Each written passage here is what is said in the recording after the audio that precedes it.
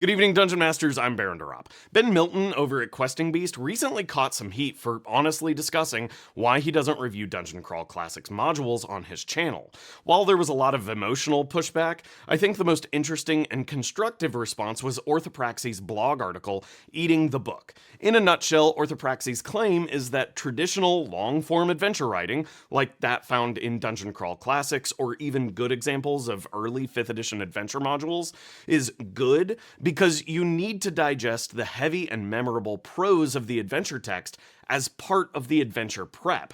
But this is a logical fallacy. Memorable adventure writing and long-form adventure writing aren't inherently the same thing. In fact, I'd argue that some of the most evocative adventure writers today in the industry, Zedeck, Siew, and Kelsey, Dionne, are both extremely concise and extremely memorable. In fact, we can break down what specifically makes their adventure writing so good and learn their design patterns to become better adventure writers ourselves. 5 days by boat upriver. You come to a wide lake, watched by limestone cliffs. Shapes lurk in the water, shapes wait up ahead. One is black, made of basalt blocks, none smaller than an ox. One is milk white, made of marble columns, interlaced, held up by no architectural principle you can see, except maybe sorcery. Once this was not a lake, but a city. This terse adventure writing is evocative and concise, and yet still has no actionable gameplay at the table. It maintains the same evocative density that Dungeon Crawl Classics modules are known for, but in a fraction of the word count. Zedeck Siew's writing in Mer-Kur-Gur, the Death-Rolled Island, modulates between offering evocative yet concrete descriptions that serve as cornerstones of world building, and describing the world using abstract ideas that create a web of implications. These implications are designed so that we can't help but ask questions. Siew trusts that our imagination is strong enough to both ask and answer those questions on our own, so he doesn't waste time on those answers at all. We can guess that the shapes lurking in the water are crocodiles, therefore the statues up ahead are also crocodiles. But why is there a white and a black one? Are there albino crocs that use magic? Why is the city flooded? Did the people, or perhaps crocfolk, abuse this magic and lead the city into a flooded ruin? None of these questions are answered directly in the module. Nevertheless, the vast majority of us would arrive at roughly similar answers if we stop to ponder them. And even if we don't, that's entirely fine, and frankly the point of the exercise. Next, we learn about the game world's culture, without it being explained like some academic textbook. Reading Siew's work is like traveling to a foreign country, where you don't speak the language and are forced to learn the cuisine, customs, and culture through a street vendor who is likely setting you up for a con. Boats crowd the bank, the sound of knocking planks and shouting. Merchants arguing about coin, grain, cargoes of honey and forest goods. Most who come here call it Singa. They cannot properly say its guttural prefix, and mispronouncing the language of the scaled ones is perilous. Houses are of wood and palm. These are the only kind permitted. Stone buildings were follies of a previous age, better left to ruin and the forest. Old temples tower over the treetops, haunted by vines and birds and weird silences. In 87 words, Siew has accomplished what a 5th edition module would do in over 800. He's laid the foundation for adventure and provided context for what the players might interact with when they first arrive in town. We learn that offending the crocodiles, or perhaps some caste of nobles who call themselves that, will likely result in capital punishment. We learn that there are social mores about constructing buildings with stone, likely thanks to the same magic that supports the crocodile statues we saw at the city's entrance. And we learn that there are ruined forest temples, likely full of treasure and dangerous magic, and that anything exhumed from them will fetch a pretty penny from the foreign traders on the docks. Siew's writing normalizes the game world culture he describes because to these fictional people, this is normal. Rather than having the game world's implications explained, we just learn the facts about these characters and their customs and are left to understand their implications on our own. Specifically, when there's world-building tension, the tension is identified in as few words as possible, and the Dungeon Master is trusted to fill in the gaps. In less than a handful of terse paragraphs, Siew has has introduced the jungle river, the flooded city on its shore, the culture of the people who live there, and a quest hook for adventuring in the jungle. All that's left for the Game Master to do is whip up an overgrown temple filled with treasure, curses, and some haunted crocodile spirits, and you're off to the races. And there's still some 30-odd pages of world building to chew on in this module. If you're spending hours at your desk writing tabletop role-playing game adventures, the chair you're sitting in matters more than you think. Incidentally, this video's sponsor, FlexiSpot, sent over their Ergo X Pro for me to try out. However, my wife has claimed it as her own.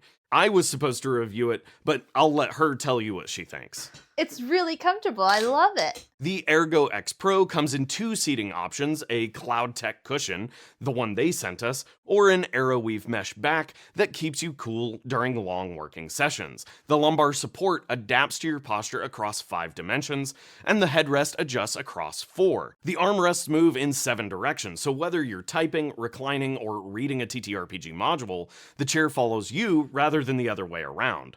The backrest reclines in 3 different positions. 90 degrees for writing, 115 degrees for reading, and 135 degrees for when you want to brainstorm while staring at the ceiling. The whole thing is rated for up to 551 pounds and comes with an optional footrest for when you want to go fully horizontal. If you're in the market for a chair that can handle the hours you put in to both work and prepping for your next RPG session, check out FlexiSpot's Ergo X Pro at the link in the description below. Alright, back to adventure writing. Roaring waterfall, 10-foot curtain of mist obscures cave behind it. DC 12 decks or slip into frothing river 20 foot deep. Underwater at cave mouth, statue of woman with raised arms sits on riverbed, 10 foot tall, cracked malachite. Blank mask covers her face. Wormy tendrils peek around the edges from behind. Jade Nautilus 40 GP inlaid over heart. Where Siew writes for the Game Master to read and digest over a 30-minute prep session, Kelsey Dionne's writing offers the opposite extreme in usability. She assumes you have 0 time to prep and prepares your adventure for you in as few words as possible. However, her word choice and writing structure render an extremely clear image in the Game Master's mind and waste no time on scenery that doesn't offer the players something to interact with. If a phrase is not actionable, it's not in the adventure. Every word must pay its rent. Given that Dionne's game system Shadowdark has a torch timer mechanic where the burning torch goes out after an hour of real-world time, not wasting the Game Master's time with unnecessary details also respects the player's time and therefore their dwindling source of light. Dionne's technique for achieving this density comes down to 4 principles. First, word economy. She strips out unnecessary articles and particles like the, a, and an. She avoids longer, flowery words where a 1-syllable word would do just fine. Conflagration becomes blaze. Destitute becomes broke. Second, she uses a frame-first encounter architecture. Each encounter area opens wide with the shape and feel of the space and then slowly zooms in on the details. The Game Master reads about the environment first, interactables second, threats third, and secrets and treasure last. Brain Eater's chamber, piles of perforated skulls on the floor. Klaxul meditates on a malachite dais behind a velvet curtain. Blank mask covers face, purple skin taut over spiral-shaped cranium. Wears antediluvian shell. The structure flows from the room itself to the creature and its position, and then finally the treasure worth stealing. This encounter architecture is also useful for the players. If a Game Master reads directly from the page, the players are afforded the encounter area's layout before they hear about any threats. As a result, the players can interrupt the Game Master and act with tactical understanding of the space their characters exist in if they want to get the jump on the gun. Further, the Game Master develops a sixth sense about where to stop reading aloud so as to not spoil the juiciest parts if there's something secret in the room. There is no read aloud block text required. Third, bold keywords. Among the short paragraphs, bolded keywords reinforce the most important elements of the encounter: monsters, traps, treasure, and the most visible features of the encounter space. A Game Master scanning the page should be able to read only the bolded text and understand the shape of the room and what's at stake. However, 3 to 5 bolded elements per encounter is likely the mental load limit to be conveyed to the dungeon master that can be reasonably expected to be further conveyed to the players. Fourth is reading level. Because Dionne's one-page adventure format is so compact and her word choice must inherently be so tight, she can't afford space of flowery language. But this has other advantages as well. Her word choice typically sits at a 5th grade reading level. Most Western adults read comfortably at an 8th grade reading level. However, by writing below that floor, the adventure becomes much more quickly digestible when you're running it directly off the page during a game session. At this low reading level, no mental load is required for the game master to figure out what's going on and what to relay to their players. Where Siew's approach assumes you'll spend time digesting the material and then do some prep before running the adventure, Dionne's approach assumes you'll run the adventure cold right off the page. Both, however, share a common philosophy. Trust the game master to fill in the gaps and never waste a word on something that doesn't generate play. So to improve our own adventure writing, here is the dialectic of these two extreme philosophies of game design. First, don't explain the game world as though you're telling some series of academic facts. Describe it as though they are experiencing the game world for the first time themselves.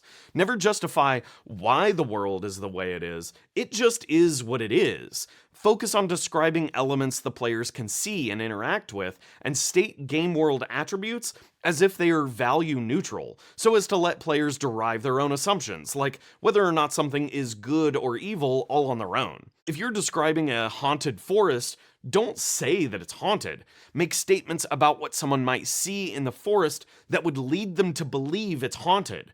In not doing this, adventure designers implicitly force the dungeon master to come up with their own reasons as to why it looks and feels haunted all on their own. This wastes the dungeon master's time because they have to come up with those reasons, and it violates the player's sense of agency because they aren't given the freedom to make that haunted quality value judgment on their own. Next, a few observations about the oddities of the game world's cultures are enough to flesh out the entire culture itself. Telling players that as they approach a village, they pass a tree on the road where corpses dangle from ropes, and a sign stapled to the tree reads, "Witches be damned," is everything you need to know to understand what those people fear and how they respond to that fear. For world-building descriptions outside of an encounter space, keep these equally terse. Name a conflict first, then the stakes, and who's involved. You waste the dungeon master's time if you build up to this with unnecessary language. As an example, this once peaceful village has experienced a troubling change in recent weeks as dark-robed strangers arrived and began to exert their influence. Compare that to, cultists seized the chapel 3 nights ago. The town is too scared to fight back. 2 terse sentences. That's all we need. Next, write an active voice. The chapel was seized by cultists is passive. Cultists seize the chapel is active. Lead with the subject that's doing the thing. Avoid building sentences around the words is, are, has, or have when a verb that shows action exists. The chapel is occupied by cultists has a perfectly good verb hiding inside of it. Cultists occupy the chapel. Next, kill any hedging words. Words like likely, perhaps, somewhat, it seems. These have no place in adventure writing. Well-reasoned opinions are facts to be presented to the game master. Next, state dice check values, saves, and even abbreviated monster stats either in line or on the same page, right where the game master needs them most. Don't make them hunt through a series of following pages for required reading, unless perhaps it's on the inside covers of the book, or maybe even at the center of a book if it's a stapled booklet or zine. Whatever it is, it has to be easily and quickly found. Moreover, writing in this way allows us to use mechanics to help the game master understand the fiction of the game world. DC 12 Decks, or Slip into the Frothing River 20 foot deep, teaches us about the slippery nature of the encounter space without needing to tell us in detail that the rocks are slippery. Lastly, cut every throat-clearing opener. As the party enters the room, adds nothing. Upon further investigation, adds nothing. All this said, memorable adventure writing and concise adventure writing aren't at odds with each other. In fact, they can and should be part of the same discipline. If you'd like to stay up to date with more content like this in the future, please consider subscribing to my newsletter at the link in the description below. Thanks for watching, Dungeon Masters, and until next time, good night.